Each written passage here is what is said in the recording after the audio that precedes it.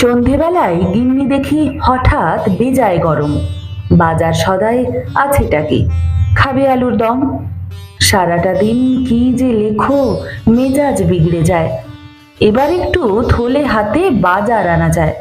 মনের মতো করব বাজার, ছুটে যেতেই দেখি গিন্নির যে সদাই পাকে দ্বিগুণ না গুণ। এ কি, আলু পটল তেল নুন সব কড়া তেলে ভেজে বসে আছেন দোকানি ভাই, তৈল মেখে লেজে। মাছের বাজার আরও চড়া, চুলেই জীবন যাবে। জ্যান্ত মরা চিংড়ি সাদা, দামি ডাটা দেবে। হেঁসেল ঘরের মুখখানি তবু ভাসল চোখের পরে।